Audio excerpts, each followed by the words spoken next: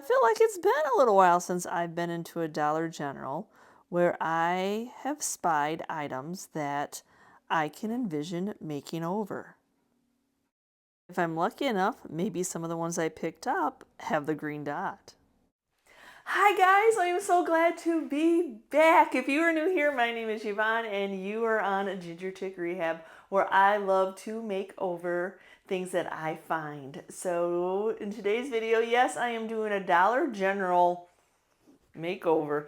It's been a while since I've been into the Dollar General and I could envision what they had on their shelves, making it look high end. And so in today's video, you're just going to love these makeovers, even though they're still beside me. My vision, I hope that I can get it onto those items. It definitely looks to be kind of a hodgepodge kind of grouping. We got some summer, we got some fall, and we got some metal classic items. So first things first, we're gonna start right off with taking the tags off. Now these bread boxes were buy one, get one. So of course, I got two. Yeah, of course I got two. But we need to get this Dollar General tag off. So we're gonna warm it up.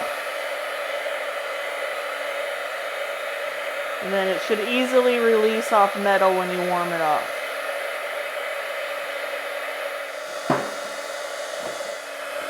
There, got that one. It does kind of leave a sticky residue behind, so I'm just going to use some lemon oil, some essential oil. I'm going to put it on there.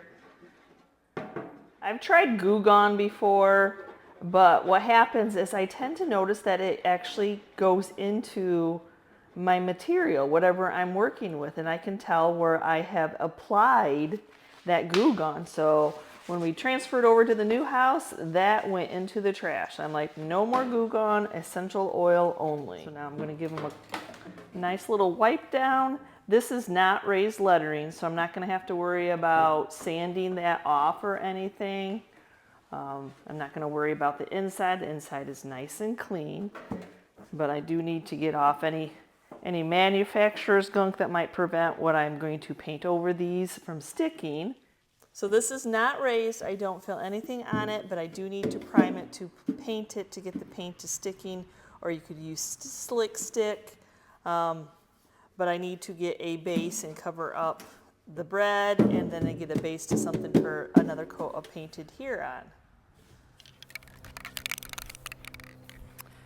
For this one, I'm going to be using the spray enamel. I like it because it dries in 15 minutes. It doesn't cure in 15 minutes, but it dries in 15 minutes.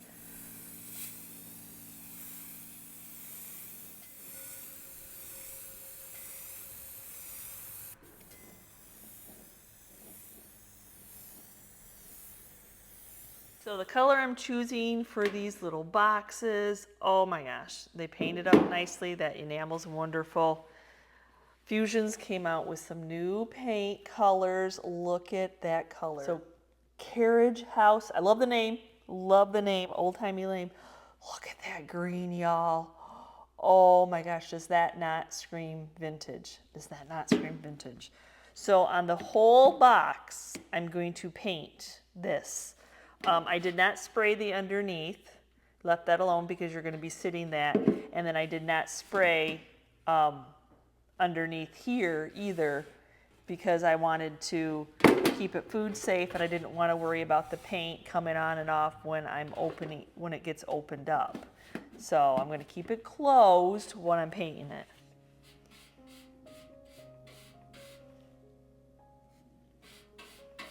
And as I said, I'm just going to paint the top the same color. Oh, look at that color, you all. Oh my gosh.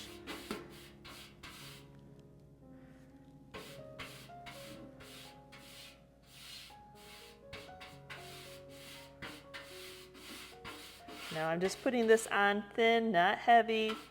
You know, the paint and the primer in one, so your second coat's really gonna grab onto that first coat. So don't try to cover up in one coat and get a globby mess. Just take your time, put on your coats. I really wish I could find my Lazy Susan. I'll find it. It's in a box somewhere that we knew where we were going to put it.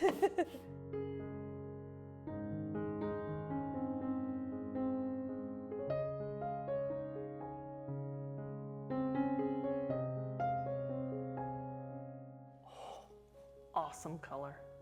Awesome color. So I'm sticking with Fusion paint for these little boxes. And look at this yummy, yummy, yummy color. Just a nice smoky blue. It's another one of the new Fusion paint. This one is Cambridge. Oh my gosh, y'all. Look at that color. Oh, my heart, my heart. So loving these colors that they came out. You know, I'm a muted kind of colored person, so these definitely have my heart.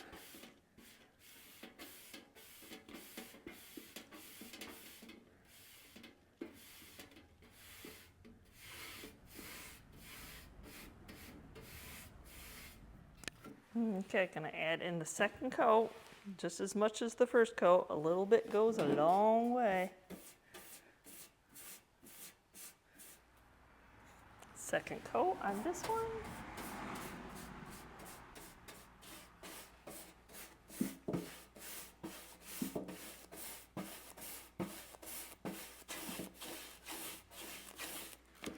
Okay, let's add some bling. So I just had these little porcelain numbers that I had left over from a previous project. I think I wanted on a little bit up high. It's hard to hold. No. Okay, so off to the side, let it dry. And I'm going to get this gluing so it can dry overnight too.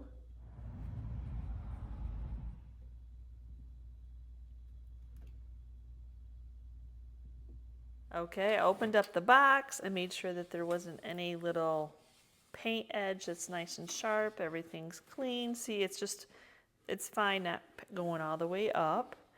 But I do want to do a little bit more sealer. So I'm going to use some antiquing glaze to finish up this cute little box. Just simple numbers. Now, if I tried to screw into and put screws, the screws would go all the way through the metal.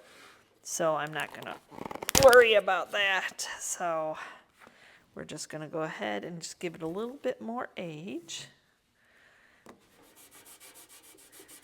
It's just good. Oh, look at that. Oh my goodness. I love what antiquing glaze will do to some of these paints. Just takes them to that old-timey color. Oh my goodness. Now I let these dry overnight before doing that, or I would have risked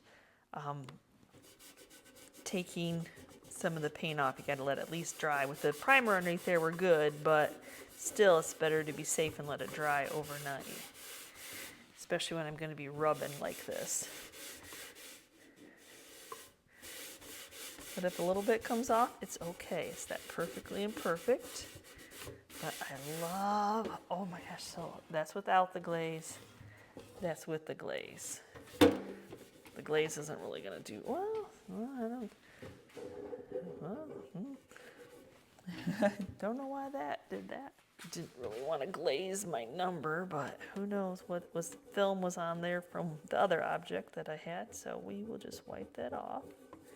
It's a porcelain, so it's not going to absorb it in. There was just something that was on there. So I'm not sure if it's because it's a darker color. I felt like I didn't put a ton of paint on, or if it was the brush I used, but I can see some brush strokes more than I wanted to. So I'm just taking some steel wool very gingerly and just seeing if I can knock down some of those brush strokes before I put some antiquing glaze on this one.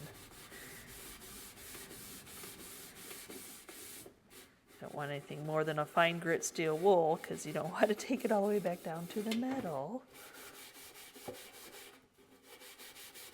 that we worked so hard to get it to bond to.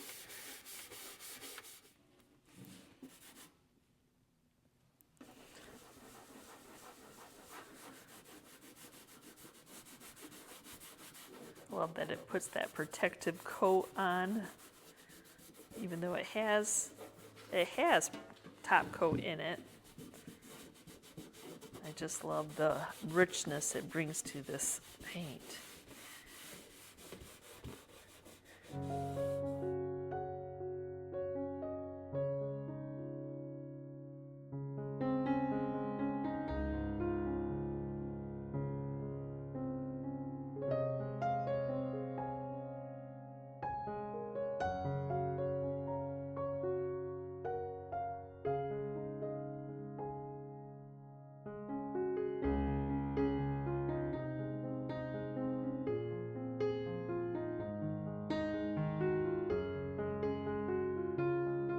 So now, you know, I've done makeovers on these before, mailboxes, and, you know, they go for good money. So $10 was not terribly expensive.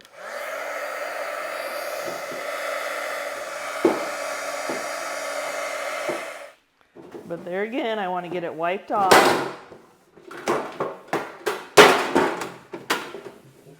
Just Dawn dish soap, hot water.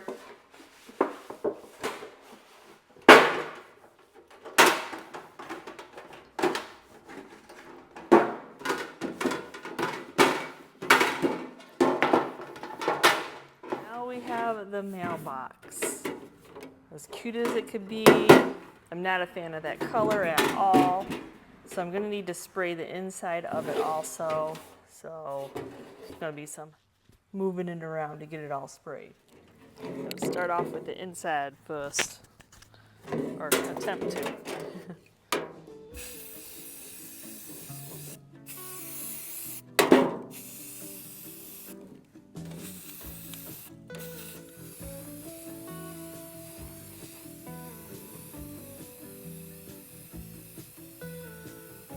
So that same 15-minute enamel.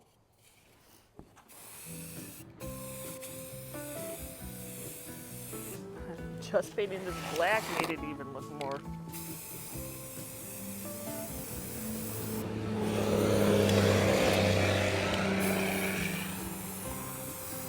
Did I tell you guys I moved to a busy road? For the mailbox, I have one of these samples of Sweet Pickets milk paint, and it's cherry pie.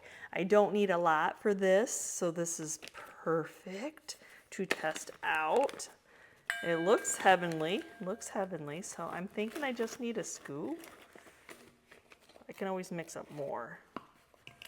And I've got some warm water. And then I like to do a little bit extra because it seems to go on smoother.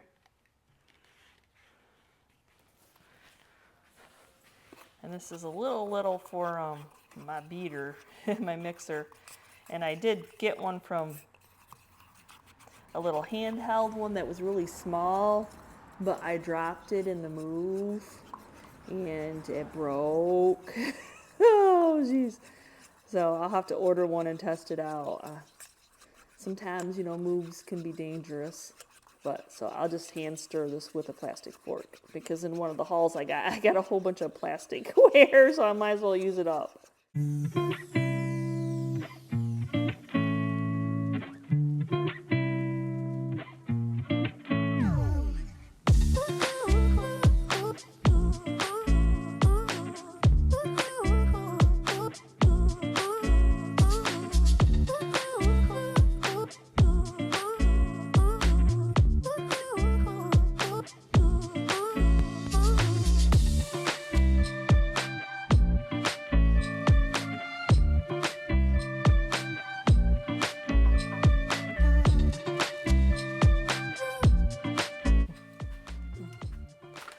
I needed something so the paint's not laying on the paint.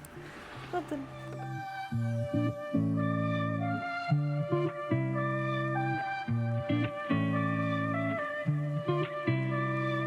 Okay, so now we're going to apply the second coat.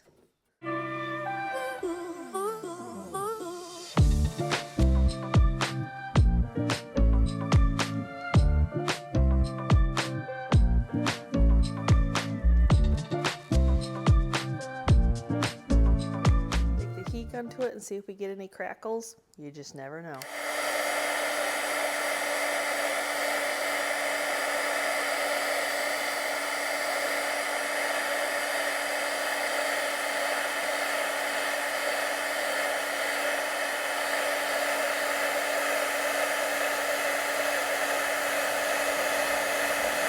Beautiful crackle, not huge crackles, but crackles nonetheless. So now I'm going to put some black wax and some white or clear wax on here so we can bring out those and seal it in. But I'm going to go ahead and start off with some clear wax first.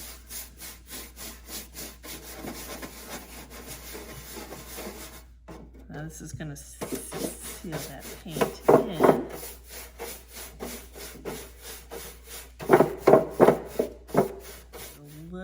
black wax also.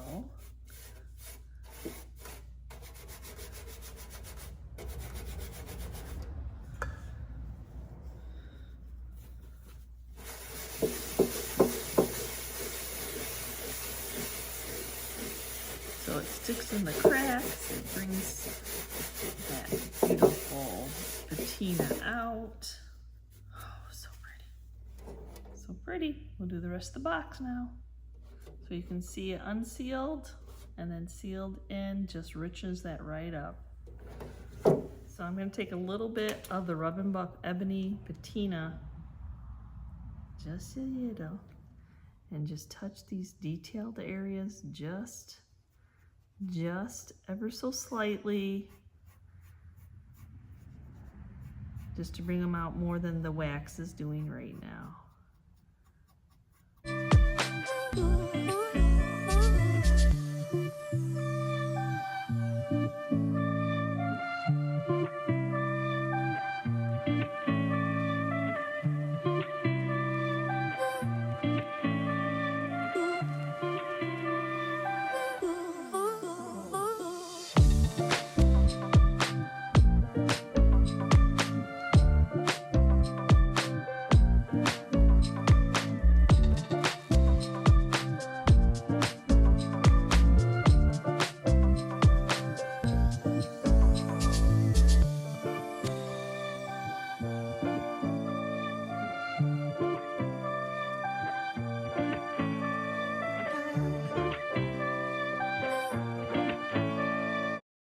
I really love doing over these florals that they have, the sunflower. I have an idea for it. So we're going to start off taking the cheap looking twine off.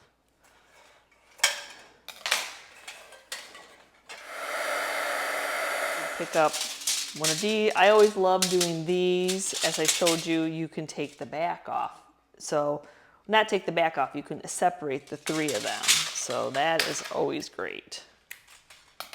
So just a little pull open like that. The first little piece will come off. Then you get three separate pieces. So then we can, and then there again, if you think these are raised, you're gonna have to sand a little bit, and these are raised, so I'm gonna have to sand these a little bit. Next is a windmill. Love doing over windmills. Easy take apart. They really weren't staying in those boxes at the store, so. There again, I feel like the wording is raised, so we'll do a little bit of sanding on that. So you want to really do the field test, so when you paint it, that you don't see that, you don't see it. So yes, it does have raised lettering, so I'm just going to take some 220 sandpaper, and I'm just going to do like a circular motion. See if I can get it off. I don't need to get it completely off, but I don't want you to see the lettering underneath. And then it's not so obvious if you can do a circular motion.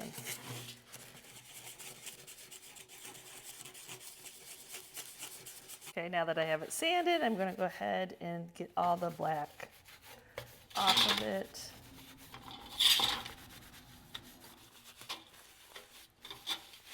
And I'll let it dry. So now I need to cover up all that lettering, and I'm just going to use some of this hammered paint in silver. I want to see if it looks a little bit more like galvanized, so that way I don't have to paint the entire thing. This is going to be a nice primer, paint and primer in one, and we're going to take it outside, since I don't have a spray room in the new shop yet, and get this painted.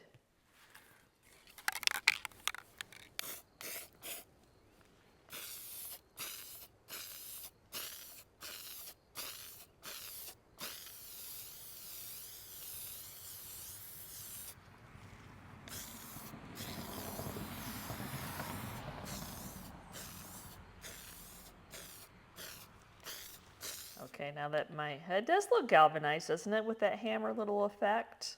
So we are going to add some patina, some rusty crusty to it. Dixie Belle's iron paint. I like to use one of the really used and abused stencil brush from the Dollar Tree store. And then I just tap, and then I'm just gonna go in like on those rivets. I'm not sure what that rivet's holding. I don't, probably the back wire. It's holding the back wire. So we're gonna do those first. Like where natural rust would happen. That's why I kind of like that hammered look of that metal, because it gives you that realistic. So now I'm gonna go on the outside. Just in a tapping motion. That seems to give it that really real, where the rain would hit, it would sit.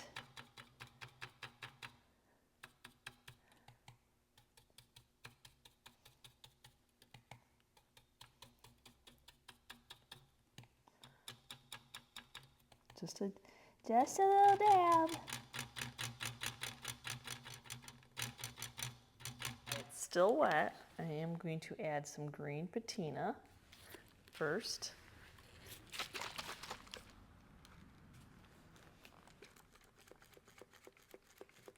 New sprayer.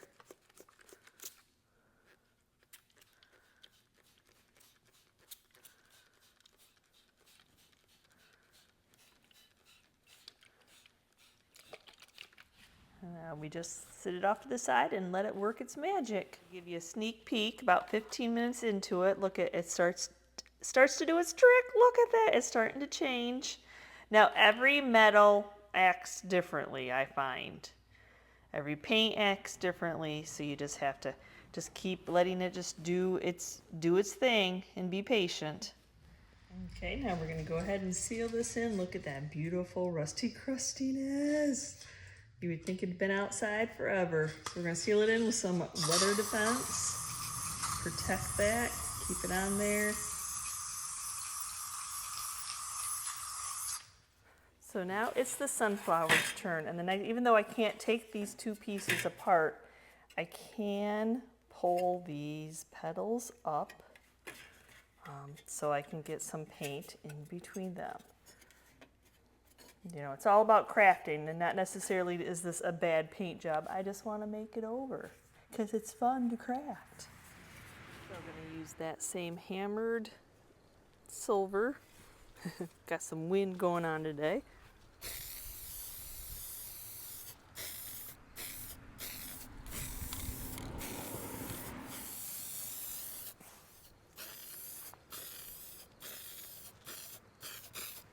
Flowers dry enough anyway. I love this patina. I'm gonna go in. This is the iron, which will give it the rust.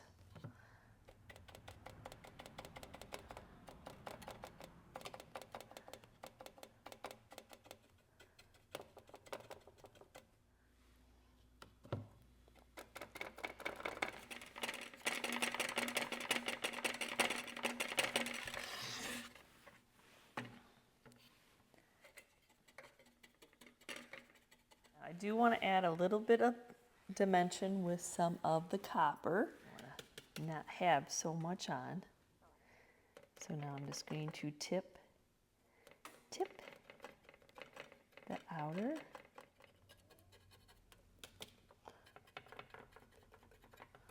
So love this. I think it'll turn out really cool once it starts to do its thing. I try to look for any place that just did a brush and try to dab it, because I think the dab looks more realistic for the rust. So, okay, we're going to start off with green. We'll give that red color to the rusty reddish brown color to the iron paint. And then I like to set this off to the side, wait about 15 minutes, let this start working, and then I'll add another patina to this, another patina spray on the top of this. See, you can see that it started to work. So now we're going to get the blue patina. Gonna give it a shake up, making sure all the yummies are. And then I'm just gonna go ahead and get that sprayed. Now it's been about another 15 minutes. You can see how it's patinaed. And now I'm gonna do a little bit of the yellow.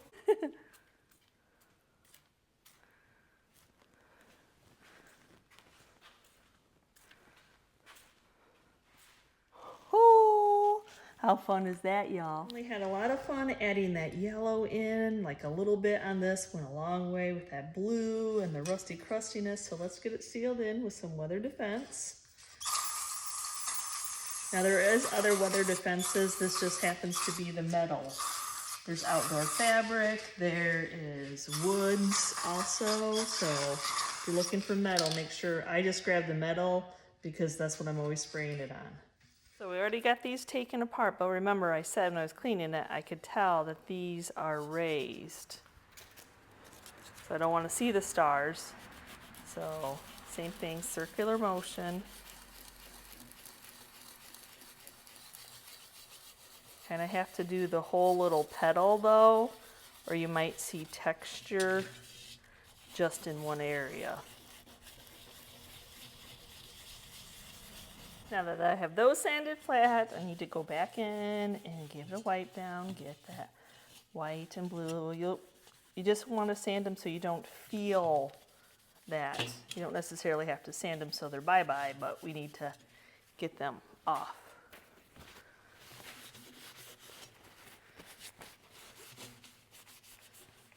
Flat, not necessarily off, flat. There's the word I was looking for. So for these, I'm going to go ahead and spice it up. And even though you may think this is black, nope, it is white. So can I patina over white? Okay, time to have some fun. Now I've never tried this on white, doing patina on white. So we will see how it goes.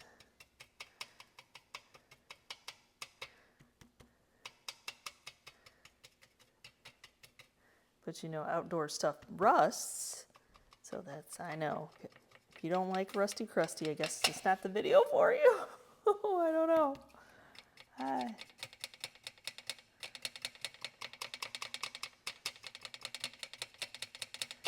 just like to do that dab, dab, dab, dab, dab. A little heavier in spots. So I am gonna layer a little bit of the copper. I do like that little mixture that it brings it.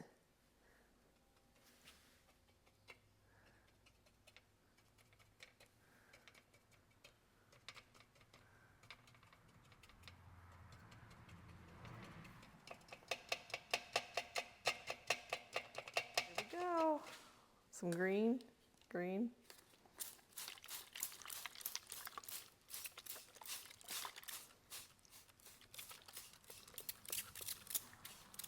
going to do the blue right on top. I'm not going to wait this time.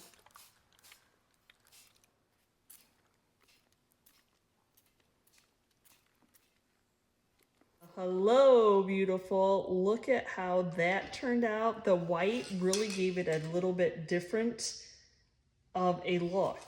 So yeah, I kind of like it. So it's fun to play with backgrounds to see how it takes. So we're sealing this in with some weather defense. Keep that patina on there. So I want to make a few little fences for my flowers and my rusty crusty windmill. So I have these group of paint sticks that you can buy. I thrifted them, a whole bunch of them. But I know you can buy like stuff like this at most Menards, Home Depot. Unless maybe you have enough from every time you get paint.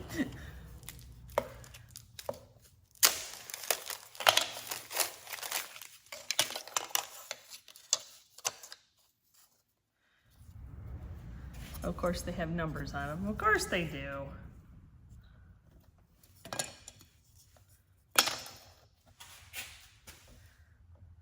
Nope, I need a couple more.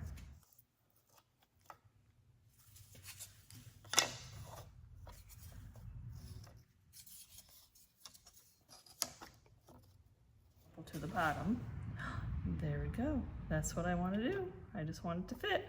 So for support, I'm going to run, can use some Titebond glue. Oh no, that came out fast. That came out fast. It's a little bottle that came with our cupboards. So I thought I better grab it and use it up. Yay for finding the short staples. See, not all staples are created equal. I needed the shorty ones. 6th time around the shop, finally found them.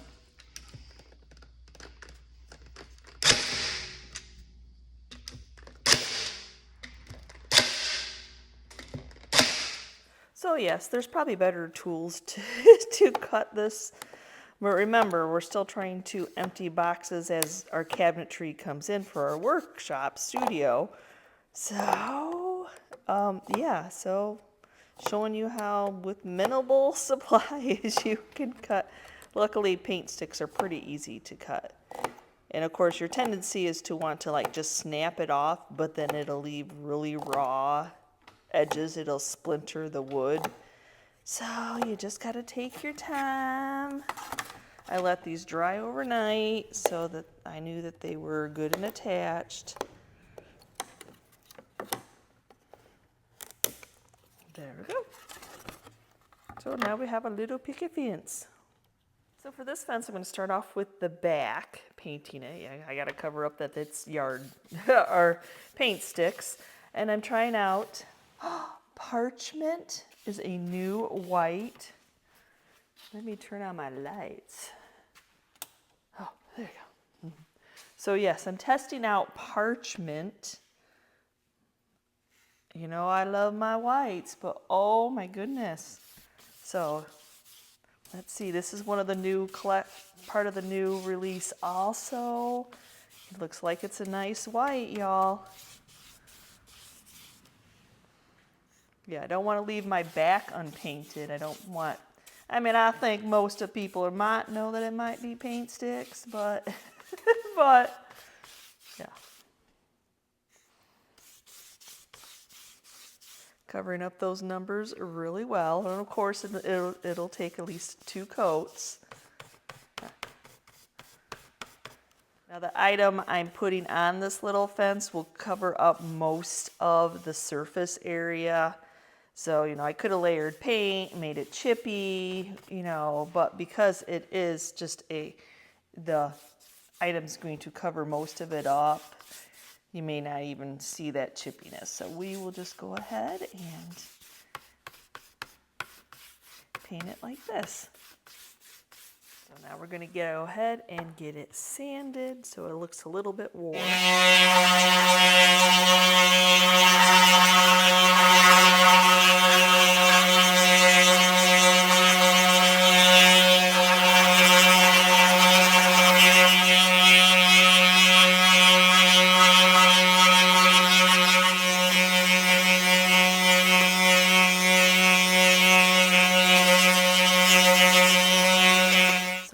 Some hanging hooks.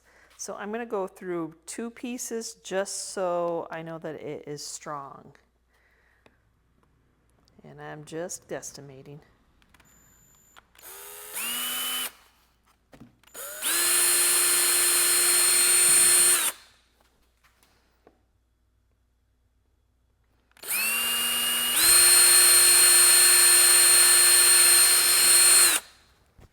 So to hang on, I'm just going to use some of this black wire that I picked up at the hardware store. I don't need it to be terribly long.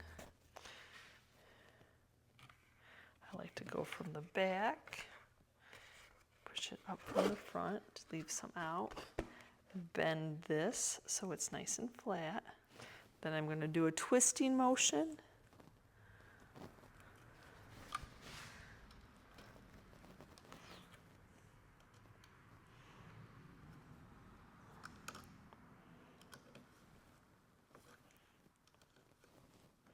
So the twist is what will keep it in the hole because the twist is bigger than the hole. Smash them down. So this is so lightweight. It will not take much to glue it down. So I'm going to use some of the Gorilla Glue. I didn't worry about doing the back too awful much because it's going to be glued.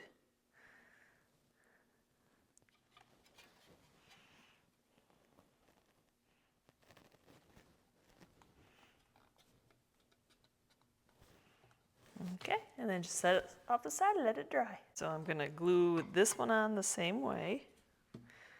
Before I do, I need to push these back down. I love the color of this. It's unique, it's different. Oh, I love that. So I am going to use some hot glue along with some Gorilla Glue.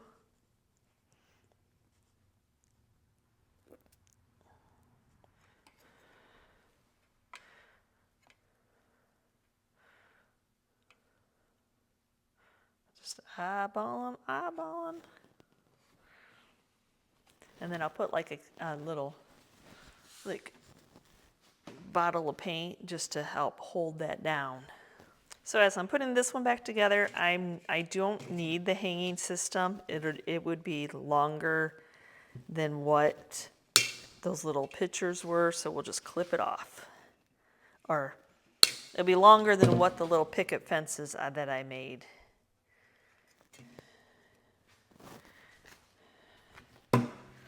And if you're wondering, could I reuse it? I mean, I guess I could. Let me see. I'm wondering myself as to not waste, right, y'all? If I can get it to bend, well, I think we can reuse it. Well, let's go. I'm gonna set it off to the side first and put this one together so I have room. This way. So I can see the hole, so I'm not scratching up my metal.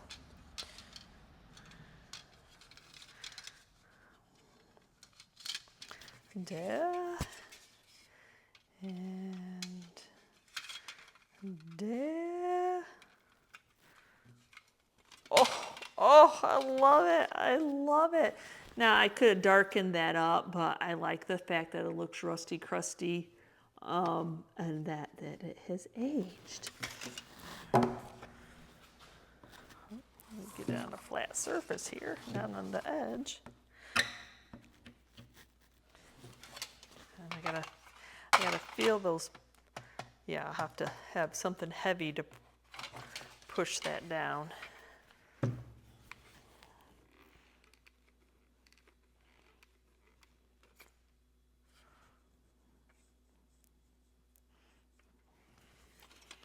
want to make sure my holes are up.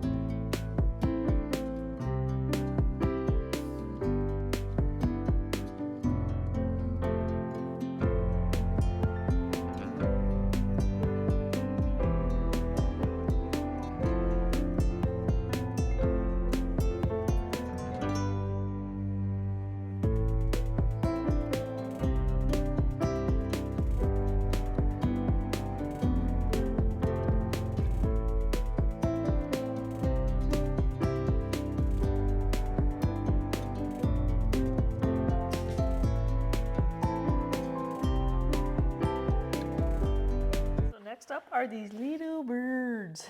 How many of us have all done these? A lot. But they're $1, you can't help it.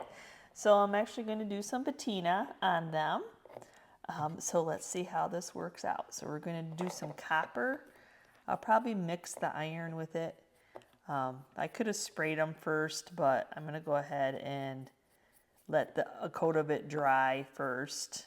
You know, because they are just little $1 birds, so 2 coats is much better than one.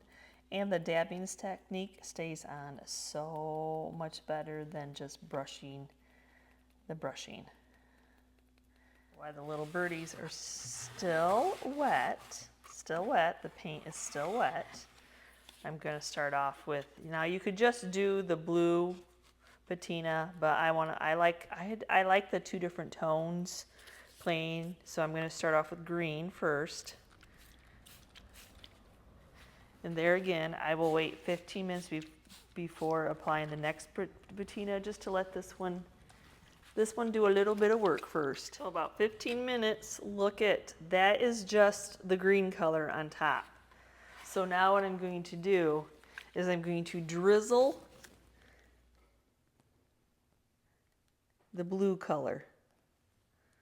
So not necessarily spray it everywhere, just like where the natural like weather would weather it, which is hard on a smaller object, of course, so. But yeah, then we'll just leave it alone. So these are a little bright for my taste, so I'm just taking some of the iron patina while everything still hasn't cured or is not, you know, like wet or completely wet. Just a little dab here and there.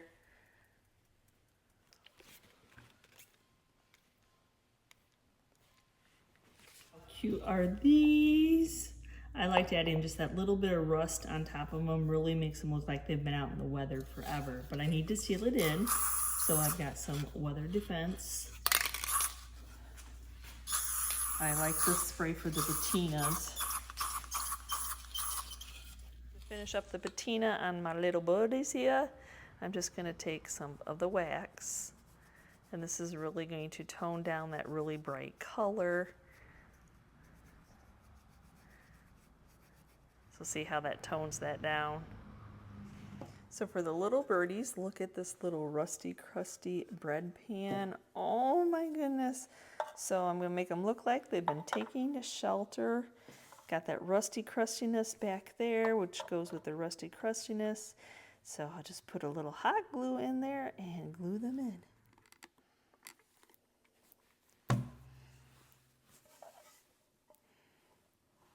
As much as I love that little box, I have another little box just to set them in. How cute is that?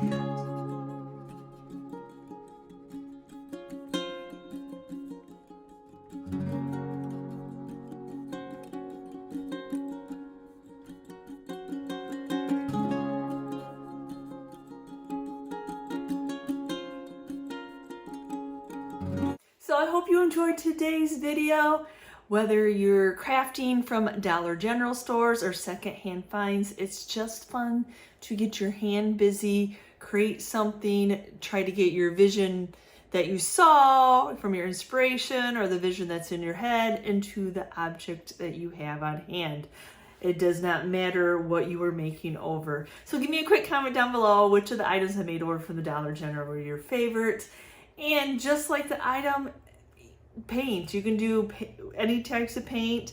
The milk paint is very fun, getting it to crackle. Some wonderful colors by Fusion. There's just so many techniques out there. And remember, they don't have to be perfect. Don't overthink it, just have fun. Don't take the fun out of crafting and DIYing, because if you're like me, you overthink and you're like trying to make it perfect. And I always try to say it's that perfectly imperfect. It's just about keeping your hands busy and having fun. So thanks again for watching, guys. I can't wait to bring you some more DIYs and crafts coming back soon. Thanks again for watching, and we will see you next time, and you can see what we're up to. Bye.